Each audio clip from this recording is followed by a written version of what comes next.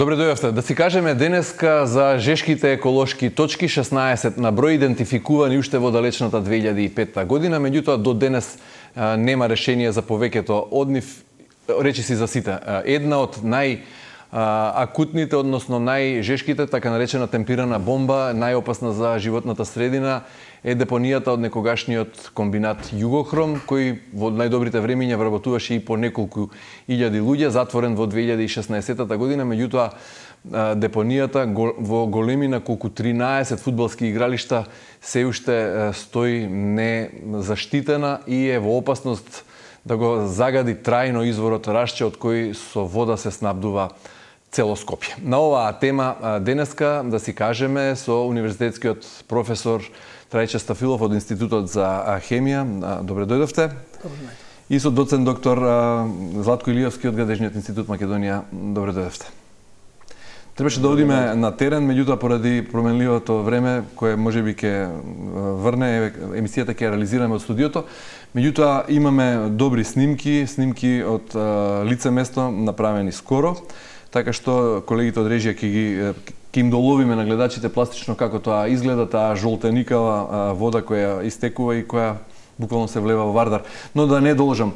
Професоре, вие уште во далечната 2005 со ваш тим ги идентификувавте 16 еколошки точки и од тогаш не е преземено ништо. Дали тоа го сметате за еден професионален пораст, бидејќи станува збор за еден од нашите најистакнати хемичари кој целата своја професионална кариера ја посвети токму на загадувањето на почвата од тешки минерали и решение нема? Всушност станува збор за студија финансирана од Европската Унија, реализирана во периодот 2004 до 2006 година, која што беше дел од изработката на стратегија за отпад, на државна стратегија, која што беше и усвоена. Во рамките на таа стратегија се изработи и посебна подстудија за индустријските отпади, во кој што ги дефинираме според токсичноста, количеството, близина до населени места, 16 кои што вие ги спомнавте. Во меѓувреме, некои од нив веќе не представуваат така наречени жешки точки, веќе се урбанизирани подречја. Веќе, тука би ја спомнал Кожарата Годел во Скопје, каде што знаеме дека е веќе урбан простор. Рафинеријата Окта веќе подолго време не работи и отпадите кои што представува ризик се ремедирани така што и неа може да ја елиминираме. Танец Алевски во Кичево исто така. Значи остануваат 13. Остануваат другите 13. Јас би сакал во оваа прилика да кажам дека оние индустријски објекти во кои што беа регистрирани дел од овие жешки точки, кои што беа дадени под концесија и имаат собственици, под притисок на законодавството и инспекторатот преземаат мерки и би требало да ги посочиме позитивните активности кои што се преземени за заштита од ризикот од овие жешки точки. Значи сепак нешто се случува во добра насока. Секако, тука би ги спомнал кои што се поврзани со големи средства на инвестиции за решавање на овие проблеми.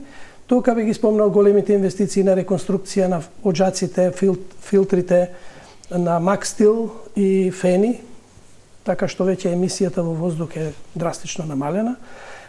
Инвестиции за решавање на подземните води, загадување на подземни води во Бучим, исто така покривање на депонијата од флотациона јаловина и нејзино пошумување. Саса, рудникот исто така големи активности презеде, ги покри сите стари јаловишта, тие се озеленети, така што имаме и позитивни примери. Останатите кои што немаат собственици или се во надлежност на државата, кај нив немаме преземено мерки, освен за Охис, каде што се отпочнати активности. Но само отпочнати. И делумно е дислоциран тој опасен линдон. Делумно е дислоциран отпад од малата депонија, остануваат големата депонија и депонијата скоро дефинирана во близината на Драчево. Така, кога велите собственоста на државата, со депонијата на некогашниот комбинат Југохром, кој исто така е во некоја чудна собственичка структура таму, бидејќи и Телма и Кот истражуваше во минатата година кој е собственик сега на Југохром. и не би навлегувал во тоа, меѓутоа факт е дека со депонијата управува, односно е под надлежност на Министерството за заштита на животната средина. Рековме во оваа емисија ќе се фокусираме на таа депонија како жешка точка, односно како голема опасност и ризик еднаш за секогаш да го загади Рашчи, со тоа неповратно да го урне изворот од кој цело Скопје со децении се снабдува со вода. Господин Илиевски, вие сте специализирани на темата, подготвивте и нова научна студија. Зошто нема решение? Дали сте разочаран професионално на некој начин? Проблемот со депонијата Југохром представува долгорочен, така наречен историски проблем, и таа е од категоријата на така наречени историски еколошки проблеми или историски жешки точки. Кратко ќе напоменам, депонијата е формирана во 1962 година за депонирање на отпаден материјал од работата на индустријско-металуршкиот комбинат Југохром. Од 1962 депониране отпад до 2016 година, кога е престаната со работа комбинатот Југохром. Во повеќе наврати се правени активности, студии, разни истражувања и така натаму за решавање на овој проблем, но до ден денеска нема некој конкретен резултат и конкретен исход. Она што последно се направи и мене ме охрабрува и представува еден исчекор во таа постапка е студија за изнаоѓање на трајно решение за решавање на проблемот со оваа индустријска депонија, изработена во 2024 година од страна на Градежен институт Македонија. Јас бев главен одговорен проектант на таа студија и сметам дека тој документ е солидна подлога за превземање на идни активности, на идни чекори во насока на трајно решавање на овој проблем. Студијата е предадена во надлежното Министерство и сега очекуваме идни чекори во насока на следење на препораките од таа студија. Има ли Министерството како нарачател предвидено рокови некакви во кои би одговорило по вашата студија, по вашите предлози и некакви рокови за трајно решение на проблемот? Нема или јас не сум информиран. Меѓутоа, Министерството треба самото да си ги постави тие рокови, самото да го стави овој проблем на листа на приоритетни задачи и да отпочне со активностите кои се содржани во студијата како прецизни препораки и предвидени активности. Так, рековте уште во 1962 е таа депонија формирана и до 2016 се полни со отпад. Меѓутоа, докази и научни студии за штетноста на отпадот што се депонира таму има уште пред 30 години, уште на почетокот на самостојноста. Хидрометеоролошкиот завод пред 30 години дошол до податок дека хромот ги контаминира подземните води кои имаат конекција со Жеденскиот масив, кој бак го снабдува нели изворот Рашче од каде Скопје пие вода.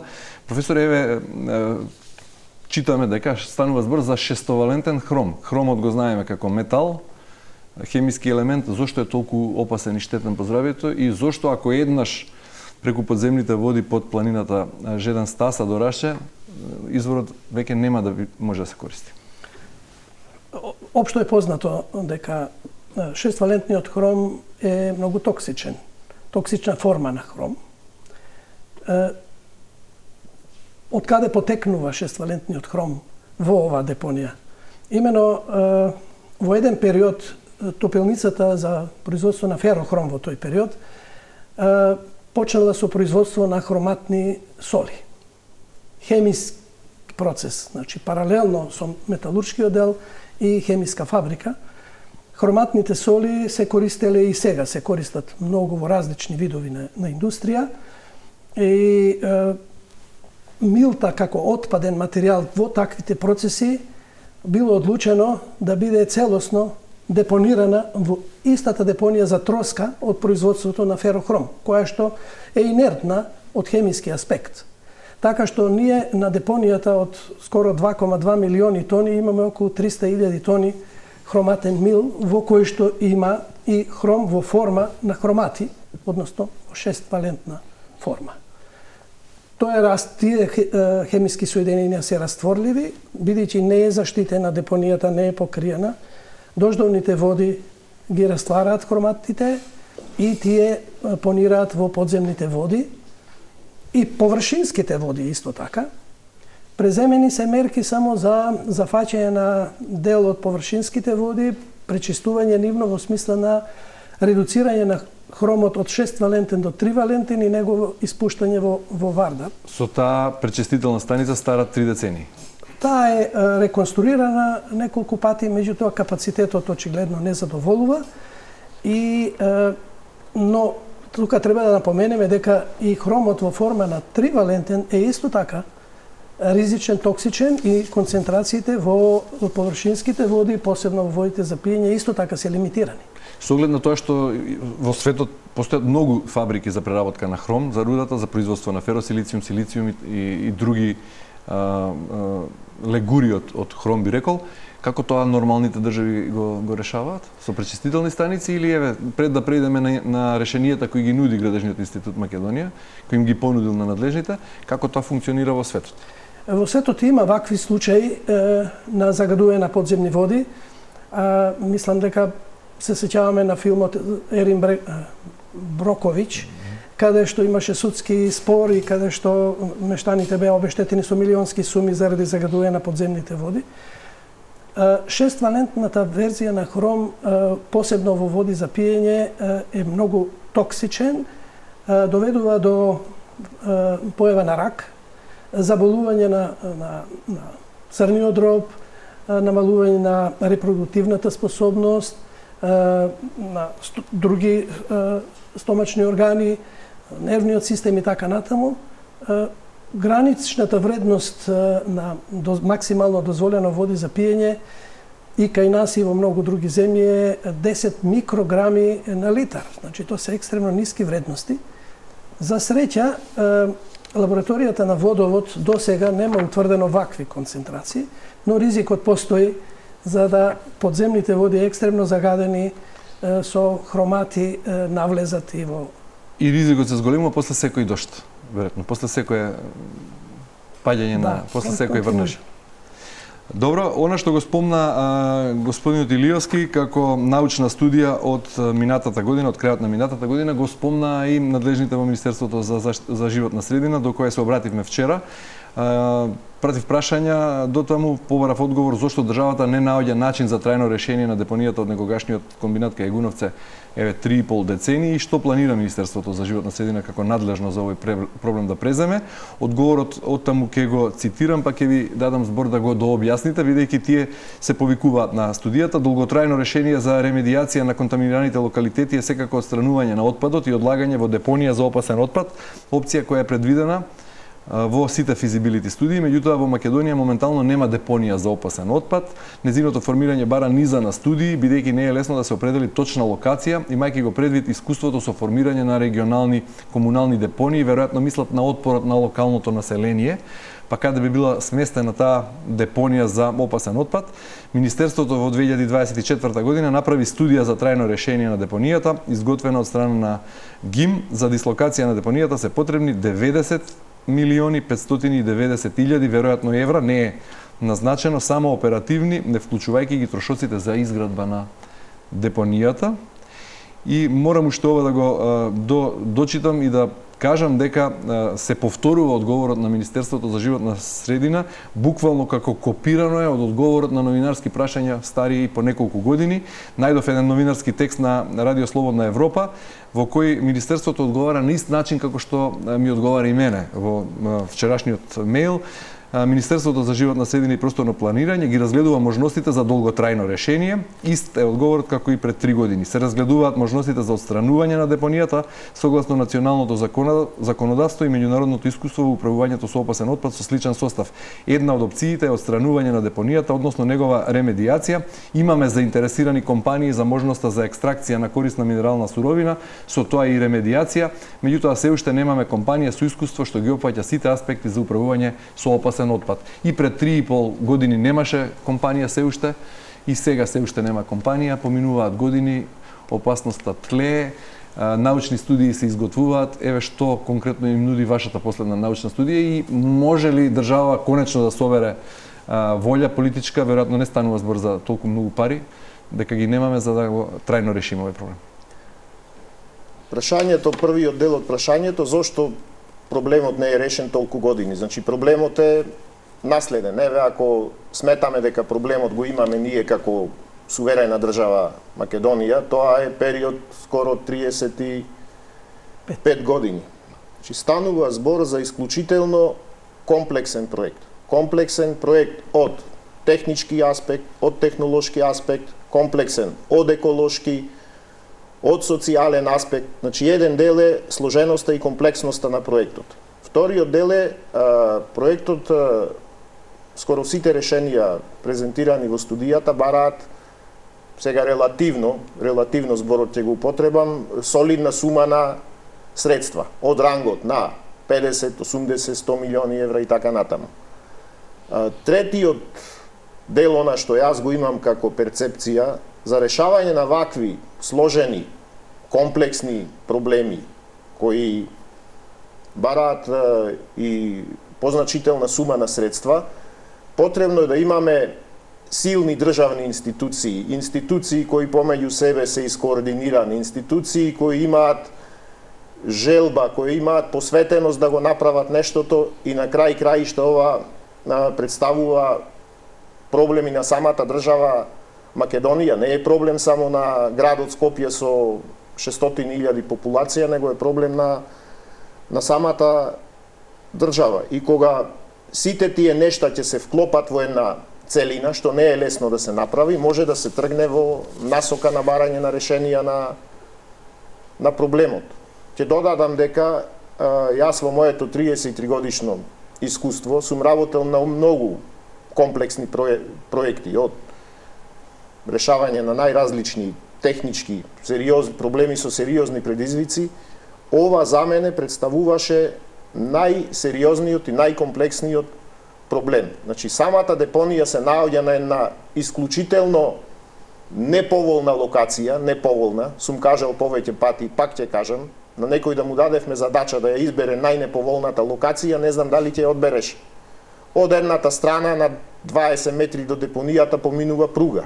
Тоа е од западната страна. Од источната страна поминува патот Радуша-Тетово, регионалниот пат.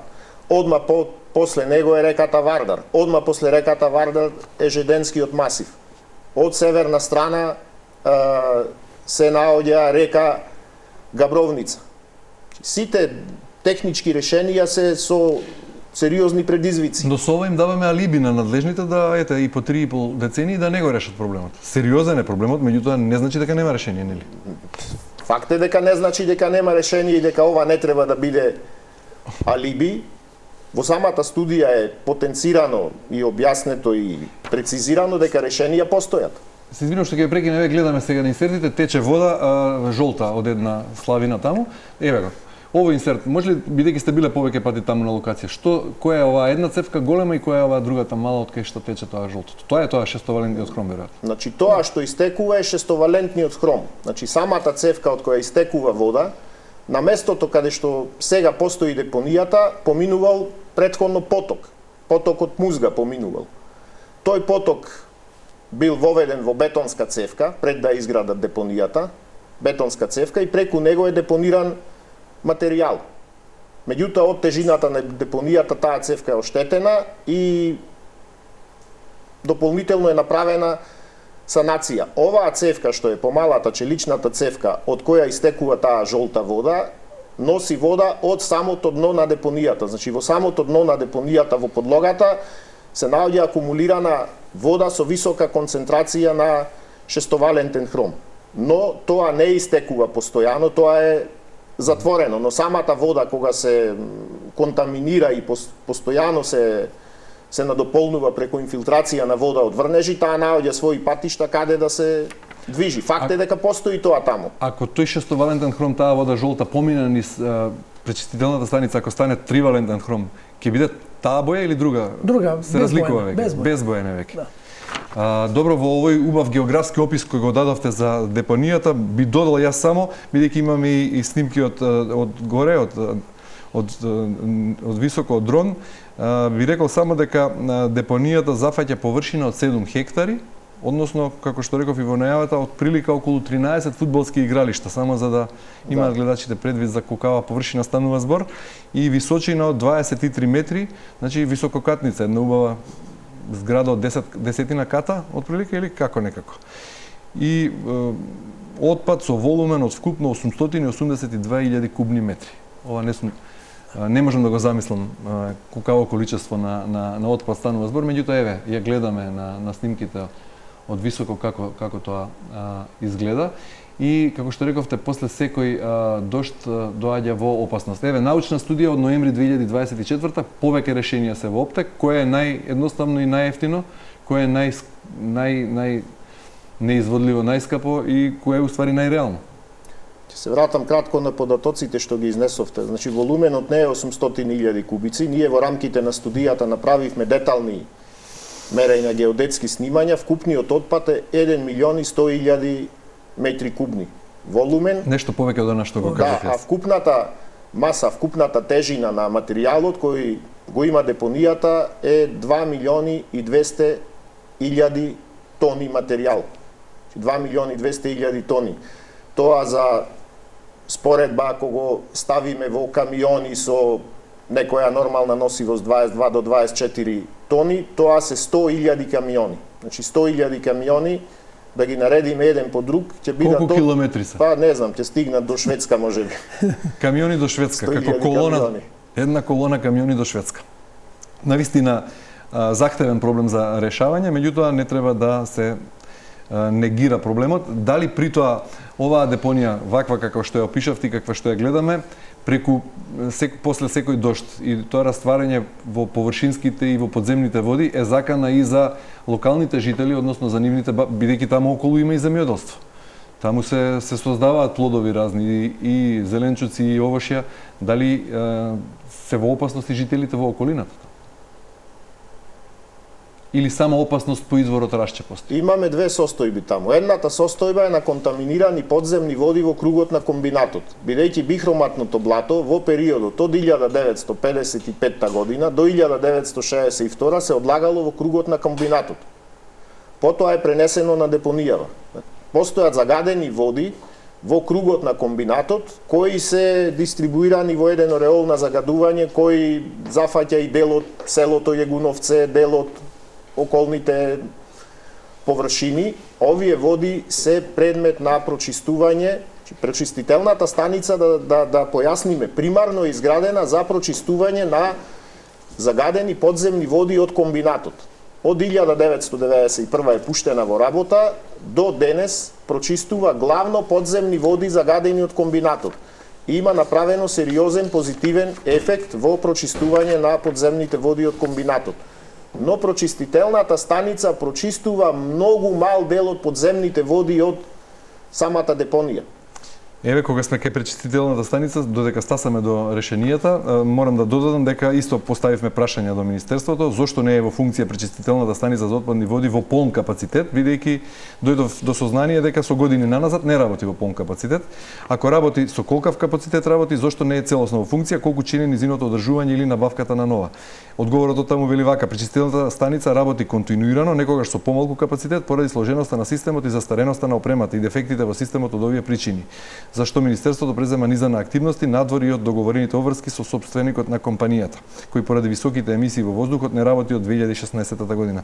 Државата на годишно ниво троши повеќе од 15 милиони денари за континуирана работа на пречистителната станица. Сите трошоци за работата на пречистителната станица ги покрива Министерството од рамки на својот буџет. Изградба на нова пречистителна станица подразбира низа на нови студии и само како споредба ја имаме изградбата на пречистителната станица за Скопје, која со години не може да се реализира. Колку би чинела една пречистителна станица само за отпадните води на Југохром? Може да се претпостави?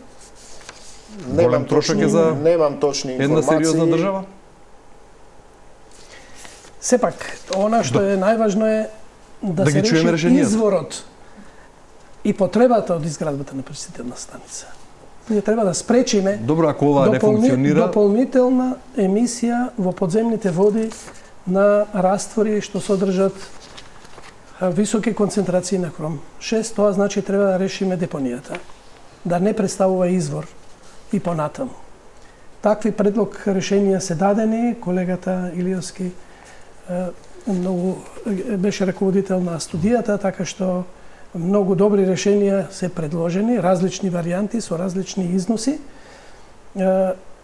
Она што е најважно не само за оваа депонија, туку и за другите критични локации е што е можно побрзо да се отпочне со решавање. Да, точно, треба големи финансиски средства, меѓутоа ризикот по последиците од нерешавањето на овие... Кога велиме големи финансиски средства, мислиме на неколку стотици милиони евра, веројатно. Не мислиме на милиарди, нели? Не. Значи нешто што е држава, ќе кажеме, обемот на Македонија со годишен буџет од 5 милиарди евра може да си ги... Едно од решенијата кои што сметаме дека е најсоодветно е околу 50 милиони за оваа депонија. 50 милиони за трајно решавање на проблем? Па, да речеме, многу долгорочно, стабилно решение. И тоа би можело да биде во неколку години, во, например, 3 до 4 години, со по 15.000 евра годишно буџет може да се реши трајно тој проблем.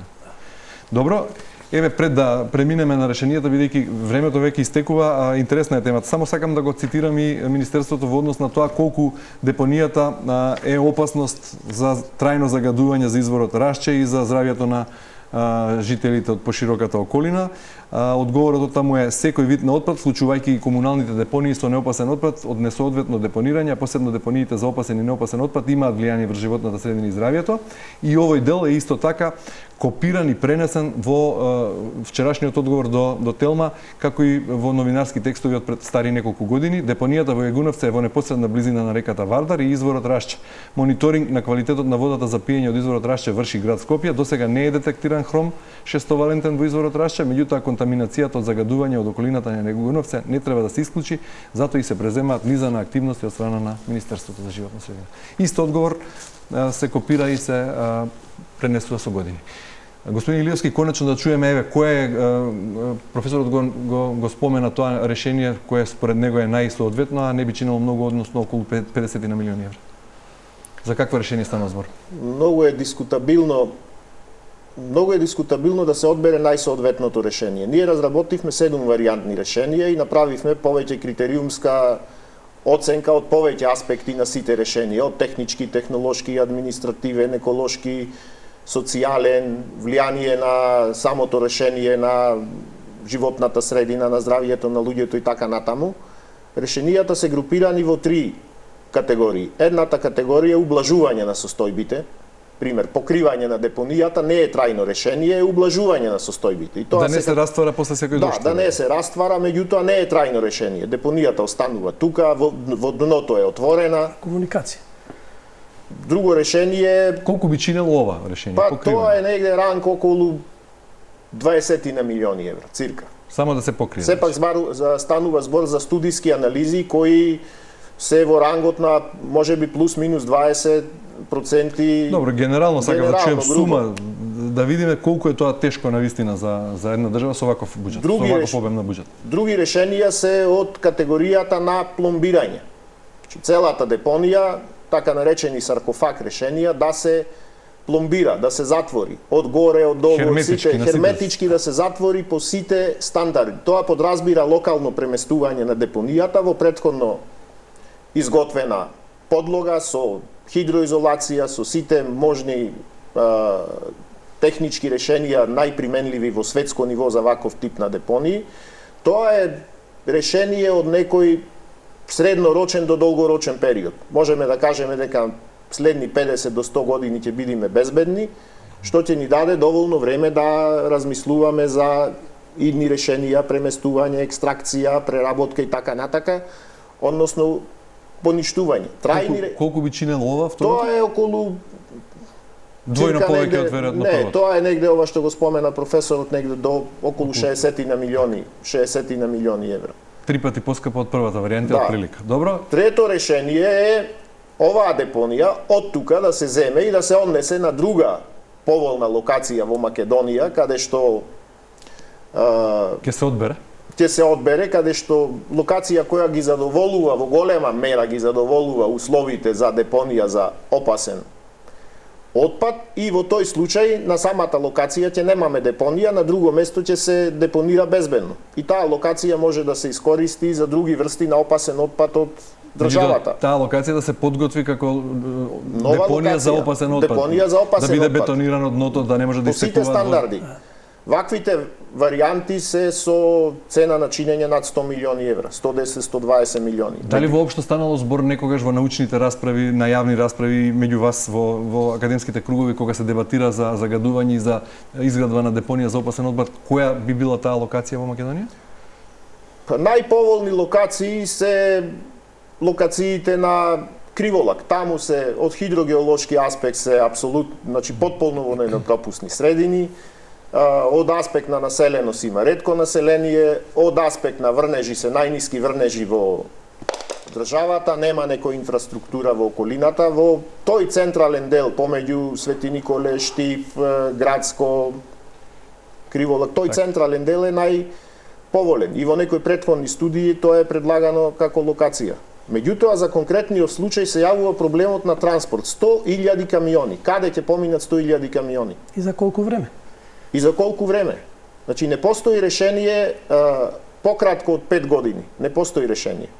Сите решенија се од 5 И херметичко затворање е 5 години? И херметичко решение е затворање 5 години. Може би самата активност на теренска работа ќе трае 3 до 4 години. Меѓутоа постојат претходни фази: урбанистичко-планска документација, проектна документација, ревизија на документација. Мора се да оди согласно. И имајќи ја предвид географската положба на теренот и поставеноста на Вардар, другата река што ја споменавте од Габровница, изворот Рашче под Жеден од едната страна и депонијата од другата страна. Можно ли е пак да се предвиди за колкав период би дошло до загадување? Колкава е таа опасност акутна сега во моментов и за колкав период станува збор, до кога тие подземни води би дошле до изворот и би го контаминирале? Не може да се каже сега точно, меѓутоа ризикот постои. Може денес да се случи веќе или не толку брзо? Има заштитен слој кој што е веќе под ризик, така што прашање е на време. Не можеме да кажеме за колку време. Тоа со геолошко испитување може да се дојде до поточен податок за колку време би стасале. Не може да се дојде до податок за колку време би стасале, меѓутоа сите стручњаци, сите експерти што работеле на овој проблем, кога ќе се анализира самиот хидрогеолошки модел, хидрогеолошки склоп на теренот, има профил исцртано хидрогеолошки, укажува на можност за контаминација. Дали ќе се случи и кога ќе се случи, не може да се тврди. Постои една природна бариера, глинена завеса на контактот од неогените седименти со шеденскиот масив, која дава одредена заштита, но фактот што ние имаме постојана продукција на контаминирана вода. Таа вода не ја прочистуваме, секојдневно се зголемува притисокот. А на некој друг начин да се заштити изворот наместо да се дислоцира депонијата не постои. Не постои, треба да се спречи продукцијата на контаминентот и да се направи ремедијација на тие загадени подземни води кои во моментов ги има. Бидејќи всушност изворот се полни со води од сите страни на Жеден. Подземните води го полнат изворот. Константно се оптоварени со нови количества на хром 6. На контаминент. Ние предложивме една мерка која може да се смета како интервентна ублажување, да се изгради нова прочистителна станица или оваа прочистителна станица да се доведе во подобра кондиција и да се направи една завеса од бунари. Бунари кои ќе црпат контаминирана вода и ќе ја носат на прочистување. Во тој случај ќе се намали притисокот и ќе добиеме некое ограничено дополнително време за носење на решенија. И за крај, имате ли некакви најави од Министерството? Која варијанта е поприфатлива? Очекувате ли јавна расправа по ова прашање? Министерството, од она ја што имав неколку состаноци, искажува сериозна желба и намера да се зафати со решавање на овој проблем. Дали тоа ќе се случи, кога ќе се случи, на кој начин ќе се случи, не знам. Добро. Тука сме да ги следиме процесите. Професор Стафилов, господин Илиовски, ви благодарам многу за учеството во денешното издание, да се кажем, и за отворањето на оваа актуелна тема. Благодарим. Благодарам.